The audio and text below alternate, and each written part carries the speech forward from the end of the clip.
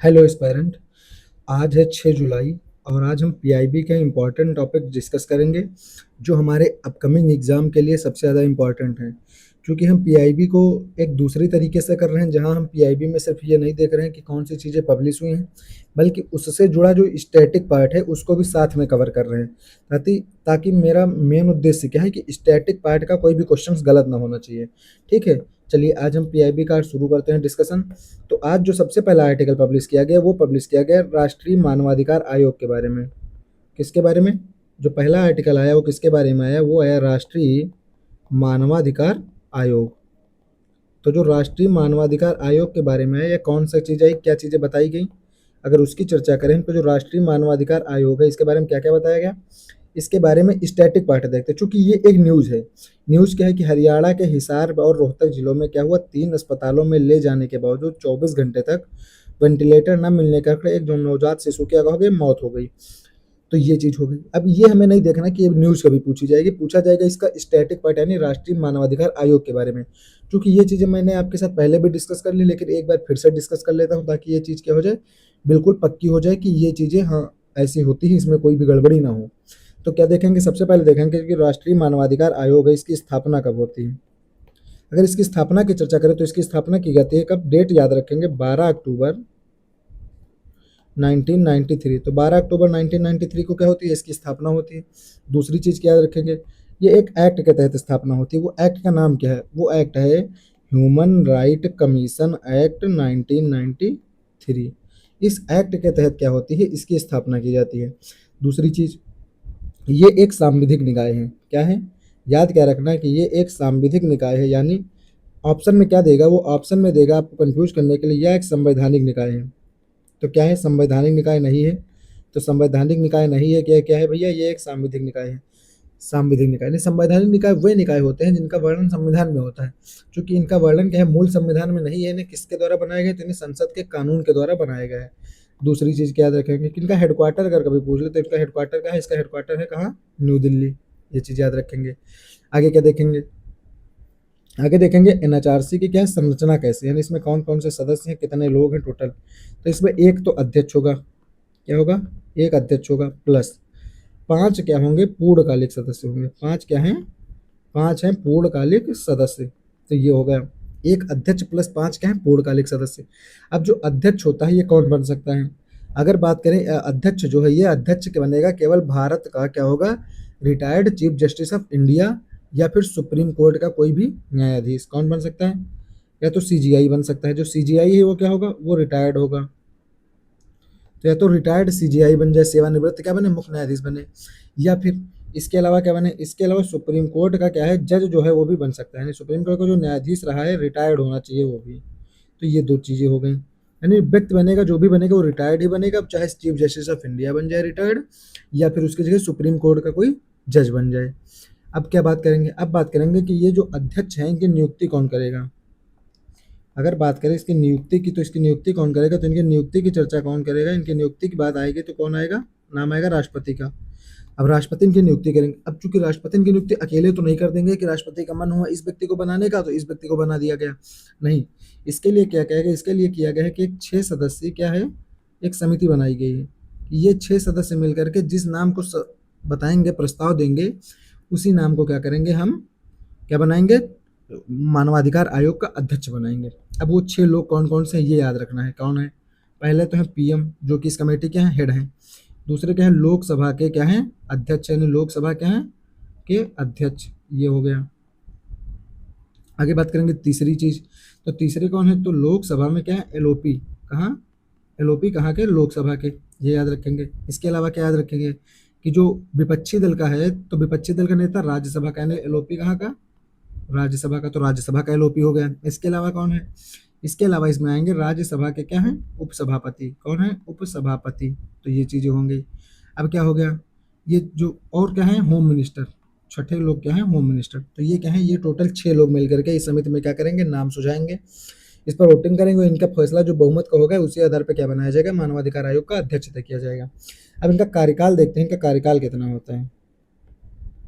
अब कार्यकाल चाहे अध्यक्ष का हो चाहे सदस्य कहो 3 वर्ष या फिर 70 वर्ष की आयु पूरी होने तक, ये होता है। दूसरी चीज़, इनकी पुनर्नियुक्ति हो सकती है। क्या है? इनकी पुनर्नियुक्ति क्या है? हो सकती है। क्या याद रखेंगे? इनकी जो पुनर्नियुक्ति है, यानी सेवानिवृत्त होने के बाद ये पुनः नियुक्त किए जा सकते हैं। ये चीज़ें हो गई। इसके साथ क्या होता है, ये पहला आर्टिकल कंप्लीट होता है हमारा, जिसके बारे में हमने क्या क्या देखा, हमने देखा राष्ट्रीय मानवाधिकार आयोग के बारे में। अब कुछ चीज़ें जो एग्जाम के दृष्टिकोण से इंपॉर्टेंट है, जैसे क्या पूछेगा आपसे कि राष्ट्रीय मानवाधिकार आयोग कौन सा निकाय है, तो भैया सांविधिक निकाय है, याद रखना है, संवैधानिक नहीं है, सांविधिक निकाय है, ये चीज़ याद रखनी पहली चीज़। दूसरी क्या, दूसरी चीज़ पूछेगा कि राष्ट्रीय मानवाधिकार आयोग के अध्यक्ष की नियुक्ति करने वाली समिति के अध्यक्ष कौन है, तो समिति के अध्यक्ष प्रधानमंत्री हैं, ये याद रखेंगे। तीसरी चीज़ क्या पूछ लेगा कि राष्ट्रीय मानवाधिकार आयोग की स्थापना कब होती है, तो 1993 में क्या होती है, इसकी स्थापना होती है। इसके अलावा क्या पूछ सकता है कि जो इनका कार्यकाल होता है वो कितना होता है, तो भैया कार्यकाल कितना है, 3 वर्ष या फिर 70 वर्ष की आयु पूरे होने तक, ये है। आगे देखते हैं इसके बाद कौन सी चीज़ है। इसके बाद एक अगला आर्टिकल पब्लिश हुआ, और अगले आर्टिकल में हम क्या चीज़ें देखेंगे। अगला आर्टिकल किससे रिलेटेड है, आयुष्मान भारत डिजिटल मिशन से। ये है दूसरा आर्टिकल आज का जो पब्लिश हुआ, आयुष्मान भारत डिजिटल मिशन के बारे में। अब इसमें देखना है कि इसमें कौन कौन सी चीज़ें जो हमारे एग्जाम के पॉइंट ऑफ व्यू से क्या है, इंपॉर्टेंट है। चलिए कवर करते हैं क्या क्या चीज़ें मिलेंगी। तो आयुष्मान भारत डिजिटल मिशन के बारे में क्या क्या देखना है। तो पहली 2-3 चीज़ें जो देखनी है, सबसे पहले कि जो आयुष्मान भारत डिजिटल मिशन है कब शुरू किया गया। तो अगर इसकी शुरुआत की बात करें तो इसकी शुरुआत होती है वर्ष 2021 में। कब होती है, वर्ष 2021 में क्या होता है, आयुष्मान भारत डिजिटल मिशन शुरू होता है, ठीक है। लेकिन इसके एक आंकड़ा इसमें बताया गया कि 6 जुलाई तक, यानी मई तक, हाँ मई जून जुलाई, मई तक क्या किया गया कि मई 2026 तक 104 करोड़ से अधिक स्वास्थ्य रिकॉर्ड को क्या किया गया, आभा खाते जो थे, आभा खाते, ABHA, आभा, आभा का मतलब क्या था, आयुष्मान भारत हेल्थ अकाउंट खातों से क्या किया गया है, जोड़ा जा चुका है। कितने खातों को, 93 करोड़ से अधिक आभा खातों से जोड़ा जा चुका है, ठीक है। अगर बात करें आभा जो है, आभा की बात हम करते हैं, आयुष्मान भारत क्या है, आयुष्मान भारत हेल्थ अकाउंट, ये क्या होता है, ये एक 14 अंकों का कोड होता है। कितने अंकों का, 14। तो सीधे कभी पूछ ले कि कितने अंकों का है, तो 14 अंकों का एक कोड है, ये याद रखेंगे। इसके बाद इसमें एक चर्चा की गई आरोग्य सेतु पोर्टल की। तो जो आरोग्य सेतु पोर्टल है वो किसके द्वारा लॉन्च किया गया है, वो लॉन्च किया गया है स्वास्थ्य एवं परिवार कल्याण मंत्री के द्वारा। किसके द्वारा, स्वास्थ्य एवं परिवार कल्याण मंत्री के द्वारा आरोग्य, ये याद रखेंगे। दूसरा, इसके अलावा क्या चीज़ याद रखेंगे, इसके अलावा एक चीज़ याद रखेंगे कि ई सुश्रुत की चर्चा की गई। किसकी चर्चा की गई, ई सुश्रुत। तो अगर बात करें ई सुश्रुत क्या है, तो ई सुश्रुत क्या है, ये भैया छोटे क्लिनिकलों के लिए क्या बनाया गया है, सीडैक के द्वारा। इसका डेवलपमेंट कौन किया है, इसको सीडैक ने बनाया है। तो सीडैक का फुल फॉर्म क्या होता है, अगर सीडैक का फुल फॉर्म है centre for development advance computing, तो सीडैक द्वारा क्या किया गया, एक विकसित किया गया। ये क्या है, ये एक है हॉस्पिटल मैनेजमेंट इंफॉर्मेशन सिस्टम। ये क्या है, हॉस्पिटल मैनेजमेंट इंफॉर्मेशन सिस्टम है। किसके लिए बनाया गया, तो जो छोटे क्लिनिक थे, छोटे छोटे क्लिनिक थे, उनके लिए क्या बनाया गया है, ई सुश्रुत बनाया गया है, छोटे क्लिनिकों के लिए। तो ये याद रखेंगे, ठीक है, ये चीज़ें हो गई। अब इसके अलावा क्या देखेंगे, इसके अलावा देखेंगे जो सीडैक है, तो सीडैक किसके अंतर्गत आता है, तो मीटी के अंतर्गत आता है। किसके अंतर्गत, ministry of electronics and telecommunication, तो इसके अंतर्गत आएगा, ठीक है, ये याद रखेंगे। आगे क्या देखेंगे, आगे क्या क्वेश्चन पूछ सकता है इस आर्टिकल से, इससे पूछ सकता है आभा में कितने अंक है भैया, तो 14 अंकों का एक कोड है। दूसरी चीज़ क्या है, दूसरी चीज़ ये है कि जो यूपीआई बनाया गया था, सॉरी, जो यूपीआई बनाया गया था, यूपीआई की तरह एक और कोड बनाया गया है, वो बनाया गया यूएचआई, यानी जैसे यूपीआई प्लेटफॉर्म वैसे यूएचआई बनाया गया है। तो यूएचआई का फुल फॉर्म अगर पूछ ले कभी, तो इसका फुल फॉर्म है यूनिफाइड हेल्थ इंटरफेस। क्या है, यूनिफाइड हेल्थ इंटरफेस। यूपीआई का क्या था, यूनिफाइड पेमेंट इंटरफेस, इसका क्या है, यूनिफाइड हेल्थ इंटरफेस। तो ये चीज़ें हो गई। इसके अलावा ऐसी कोई चीज़ नहीं थी जो इस पूरे आर्टिकल में पब्लिश की गई हो अच्छे से, जो हमारे एग्जाम के दृष्टिकोण से क्या हो, इंपॉर्टेंट हो। तो इसके साथ ये चीज़ कवर कर लिया। अब हम इसके बाद क्या चीज़ देखने जा रहे हैं, इसके बाद हम तीसरी चीज़ कवर करेंगे, वो किसके बारे में, अटल नवाचार मिशन के बारे में। क्या कहा गया कि जो अटल नवाचार मिशन के बारे में चीज़ें देखेंगे, वो भी इसका स्टैटिक कवर पार्ट देखेंगे। क्योंकि ज़रूरत क्या है, स्टैटिक पार्ट की ज़रूरत है, क्योंकि अटल नवाचार मिशन ने क्षेत्रीय AIM संवाद ईस्ट चैप्टर 2026 में पूर्वी भारत के नवाचार इकोसिस्टम को मजबूती दी। ये न्यूज़ काम की इतनी नहीं है, जो चीज़ें ज़रूरी है वो देखते हैं। जैसे अटल नवाचार मिशन कब से शुरू हुआ, तो ये शुरू हुआ 2016। पहली चीज़ याद रखेंगे सीधी, कब से है, 2016 से शुरू है। यानी किस मिनिस्ट्री के अंतर्गत आता है अटल नवाचार मिशन, तो ये हो गया नीति आयोग। अगर मंत्रालय पूछ ले तो कौन सा होगा, वो होगा नीति आयोग। दूसरी चीज़, तीसरी चीज़ क्या याद रखेंगे, जो इसी के घटक हैं, इसके कौन-कौन से घटक आते हैं, तो एक अटल टिकरिंग लैब की चर्चा की जाती है, जिसमें क्या किया जाता है, अगर हम बात करें इसके घटक की, तो इसके घटक में एक नाम आएगा अटल टिकरिंग लैब। तो जो अटल टिकरिंग लैब है, इसमें क्या क्या बताया गया, इसमें स्कूली बच्चों में तकनीकी और क्या करेंगे, खोजी सोच को क्या करेंगे, हम विकसित करेंगे। यानी स्कूली बच्चों में हम क्या करेंगे, एक सोच विकसित करेंगे, ताकि वो क्या करें, वो भविष्य में उनको एसेट बनाया जा सके। यानी क्या करें, हम उनका यूज कहाँ पे कर सकें, साइंस के क्षेत्र में उनका यूज कर सकें। इसी तरह से क्या बनाया गया, अटल इनक्यूबेशन केंद्र बनाए गए। उनका उपयोग क्या किया गया, उनको बनाया गया कि हम स्टार्टअप्स को क्या करेंगे, स्टार्टअप्स को सहायता देंगे। ठीक है, ये चीज़ हो गई। अब कौन सी चीज़ याद करनी है यहाँ से, तो यहाँ से एक चीज़ याद रखनी है, नीति आयोग के बारे में। नीति आयोग के बारे में, अब नीति आयोग के बारे में क्या क्या देखेंगे वो देख लेते हैं एक बार में। जो नीति आयोग की स्थापना कब होती है, ये स्थापना होती है इसकी 1 जनवरी 2015 को। ये इसकी स्थापना याद रखनी है। दूसरी चीज़ अगर पूछे कैसा संस्था है, तो ये गैर संवैधानिक संस्था, गैर संवैधानिक संस्था है। यानी क्या है, ये एक नॉन कॉन्स्टिट्यूशनल और नॉन स्टेटोरी, यानी गैर संवैधानिक के साथ साथ क्या है, गैर सांविधिक भी है। क्योंकि इसके अध्यक्ष कौन होते हैं, अगर बात करें इसके अध्यक्ष के, तो इसके अध्यक्ष होंगे प्रधानमंत्री। प्रधानमंत्री क्या है, इसके पदेन अध्यक्ष है, ये चीज़ याद रखनी है। अब इसके जो उपाध्यक्ष है, उनकी नियुक्ति कौन करता है, उनकी नियुक्ति प्रधानमंत्री के द्वारा की जाती है। तो ये चीज़ हो गई। आगे क्या देखेंगे, आगे चूंकि एक आर्टिकल किसके बारे में था, एआई संवाद ईस्ट चैप्टर 2026 किसके द्वारा किया गया, अटल नवाचार मिशन ने क्या किया, ये किया। यानी अटल नवाचार मिशन की जगह क्या ऑप्शन में दे सकता है, सीधा ऑप्शन में दे सकता है नीति आयोग। क्या दे देगा, नीति आयोग। अब ये हुआ कहाँ पर है, तो इसकी लोकेशन पता होनी चाहिए। तो ये हुआ भुवनेश्वर उड़ीसा में। कहाँ किया गया है, भुवनेश्वर उड़ीसा। तो ये क्वेश्चन पूछ सकता है आपसे, कहाँ हुआ है, भुवनेश्वर उड़ीसा में हुआ है। ठीक है। अगला, अटल नवाचार मिशन किस संस्था की प्रमुख पहल है, तो नीति आयोग की है। नीति आयोग की स्थापना 2015 में, ये मैंने पहले बता दिया। आगे क्या देखेंगे, आगे देखेंगे कि नीति आयोग के संबंध में अगर पूछ ले कि क्या चीज़ें हैं, तो नीति आयोग क्या है, एक संवैधानिक का है, नहीं ये तो गलत बात है, संवैधानिक नहीं है। इसकी स्थापना 1993 में हुई है, तो ये भी गलत है भाई। इसकी स्थापना कब हुई है, वर्ष 2015 में हुई है। ये चीज़ें हो गई इस मिशन से संबंधित।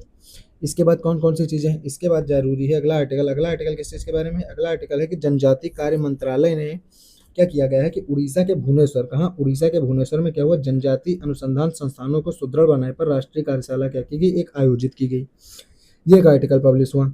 चूंकि इस आर्टिकल में भले इतनी चीज़ें ना जरूरी हो, लेकिन एक इसका सबसे इंपॉर्टेंट पार्ट क्या है, इंपॉर्टेंट पार्ट जो है इसका वो है कि हम किसके बारे में सीखेंगे, हम सीखेंगे कि जनजाति कार्य मंत्रालय का,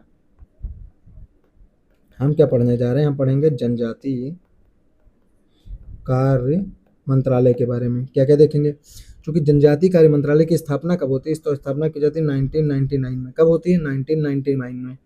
अब इसी क्या किया गया, ये जिससे पहले था, ये क्या पहले एक सामाजिक न्याय और अधिकारिता मंत्रालय था, उसके अधीन था। अब क्या किया गया, इससे रिलेटेड कुछ और चीज़ें अगर हमें देखना हो इस टॉपिक में, तो जैसे इसकी स्थापना याद रखेंगे। दूसरी चीज़ क्या याद रखेंगे कि अनुसूचियाँ दी गई हैं संविधान में। संविधान में 2 अनुसूचियाँ हैं। 2 अनुसूचियाँ मतलब अनुसूचियाँ बहुत है, 2 अनुसूचियाँ याद रखनी है, एक तो 5th है, एक 6th है। अगर हम 5th अनुसूची की बात करें, तो 5वीं अनुसूची 4 राज्यों को छोड़ करके बात करती है। क्या कहती है, 4 राज्य कौन कौन से, असम, मेघालय, त्रिपुरा और मिजोरम। क्या कहते हैं, ये जो 4 राज्य हैं, इनको छोड़ करके अन्य राज्यों के जो अनुसूचित क्षेत्र हैं और अनुसूचित जनजातियां हैं, उनका प्रशासन कैसे होगा, इसके बारे में चर्चा की गई। क्या कहा गया कि इनको छोड़कर, यानी इनको छोड़कर बाकी अनुसूचित जनजातियों का प्रशासन कैसे होगा। छठी अनुसूची जो कहती है वो इन्हीं 4 राज्यों के बारे में आ जाती है। किन्हीं के 4, इन्हीं 4, यानी इनका फुल फॉर्म में क्या याद रखेंगे, एएमटीएम। एएमटीएम नाम से याद रखेंगे, असम, मेघालय, त्रिपुरा, मिजोरम।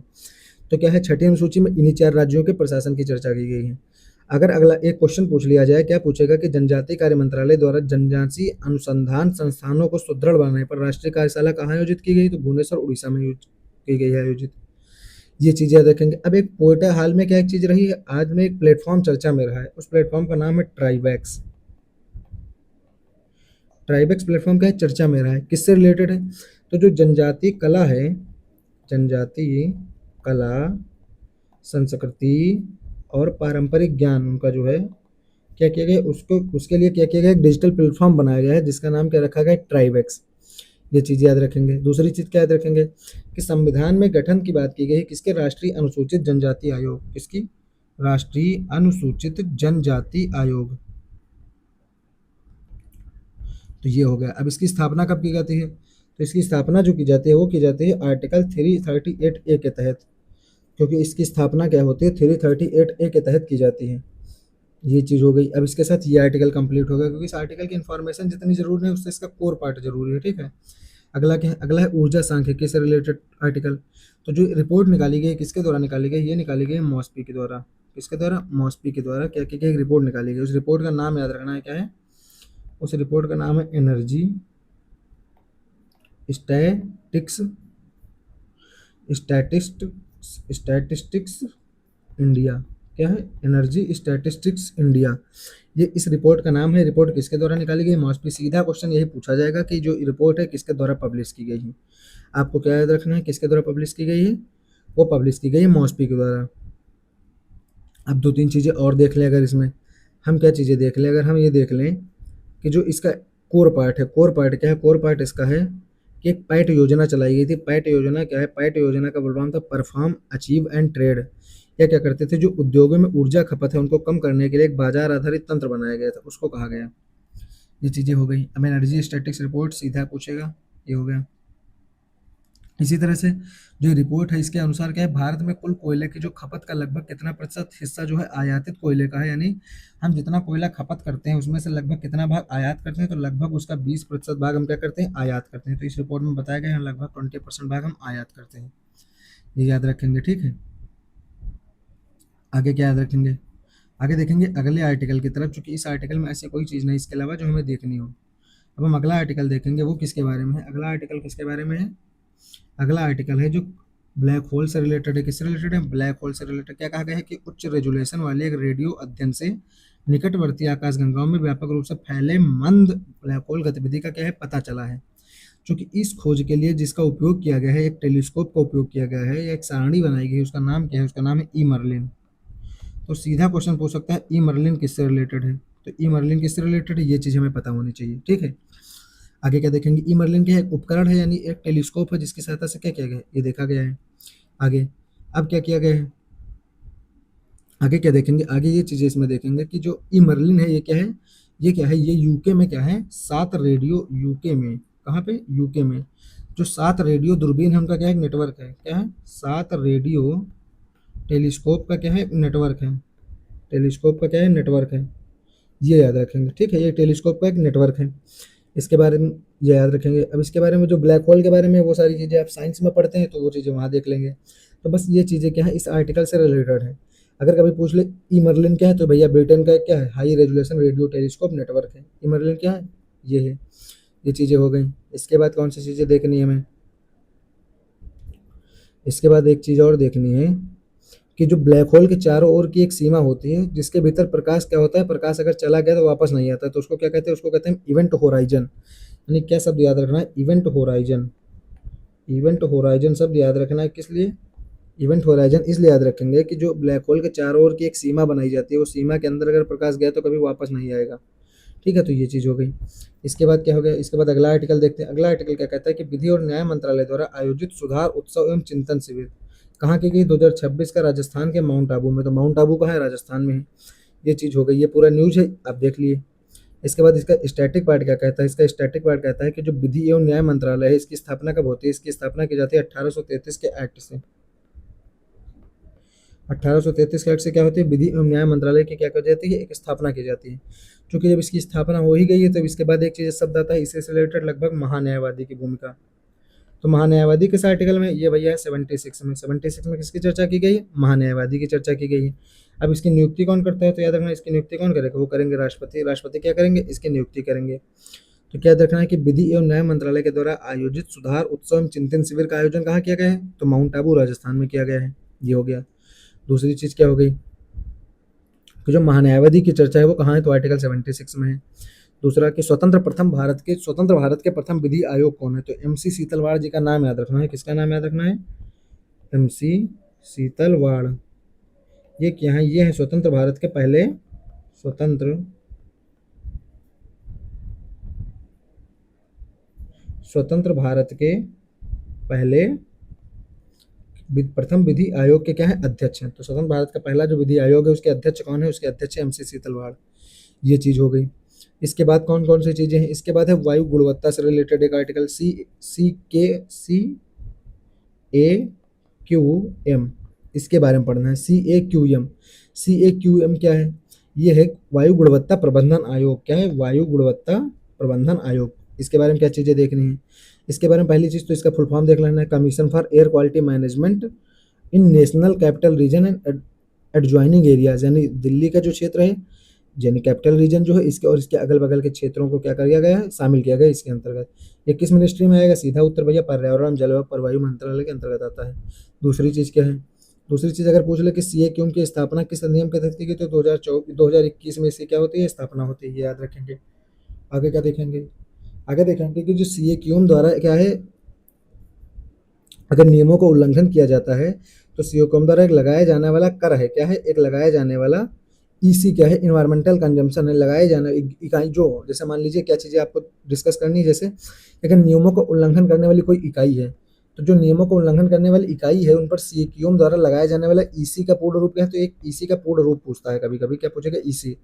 तो ये क्या है? यह इन्वायरमेंटल कंपनसेशन। तो जो इन्वायरमेंटल कंपनसेशन है वो कौन लगाता है? CAQM लगाता है, CAQM लगा देता है, तो ये याद रखेंगे। इसके बाद क्या चीज़ें देखेंगे? इसके बाद अगर अगला आर्टिकल देखें तो क्या है? भारत का जो व्यापार है, EFTA के सदस्य देश कौन कौन से हैं? किसके साथ बता रहा है? EFTA और टेपा। तो EFTA देश देख लेते हैं, EFTA में कौन कौन सा देश है? तो उसमें EFTA के 4 देश कौन कौन से? आइसलैंड, इसके अलावा लिंचेस्टाइन और नॉर्वे और स्विट्जरलैंड। तो ये 4 देश किस में शामिल हैं? ये 4 देश शामिल हैं किसमें? EFTA में। तो ये याद रखना EFTA के बारे में, क्योंकि EFTA का देश पूछ लेगा आपके, इससे अलावा कुछ नहीं पूछेगा, बल्कि ये पूछेगा कि EFTA में कौन कौन से देश शामिल हैं। तो ये चीज़ें हो गई। अब इसके अलावा कौन सी चीज़ें हैं जो हमें देखना है? तो इसके अलावा आज का आर्टिकल में क्या है? आज के आर्टिकल में एक न्यूज़ है कि 6 देशों के राजदूतों ने क्या किया? राष्ट्रपति को अपने परिचय पत्र प्रस्तुत किए हैं। तो कौन कौन से राजदूत? जैसे अगर कभी पूछ ले कि मोजाम्बिक राज्य के उच्चायुक्त यानी राजदूत कौन है, तो वो है भैया अरमांडो पेड्रो। फिर उसी तरह से सुश्री नोडस्का इमारा कहाँ से हैं? ये हैं निकारागुआ गणराज्य से। उसी तरह श्री हनीसा कहाँ से हैं? सूरीनाम से। ऑरेलियन कहाँ है? गैबनीज से। डॉक्टर उलितीज कहाँ है? मंगोलिया से। श्री पीटर कहाँ है? बहामास से। ये नाम आप 2-3 बार देखेंगे तो आपको याद हो जाएंगे। इसी के साथ आज का PIB डिस्कशन समाप्त होता है, क्योंकि आज बहुत सारे आर्टिकल नहीं हैं और और चीज़ें जो बहुत बार पूछी गई, जो मैंने पढ़ा दी, जैसे श्यामा प्रसाद मुखर्जी के बारे में आपको कल के आर्टिकल में पढ़ा दिया था, तो वो चीज़ें हमें बार बार नहीं करनी पड़ेंगी। ठीक है, थैंक यू दोस्तों मेरे साथ जुड़ने के लिए। आज का PIB डिस्कशन हम यहीं पे समाप्त करते हैं। और अगर आपको इस पूरे इसकी PDF चाहिए तो हमारे ऑफिशियल चैनल जो GS आख्यान है उस पर मिल जाएगी। थैंक यू दोस्तों मेरे साथ जुड़ने के लिए। जय हिंद, जय भारत।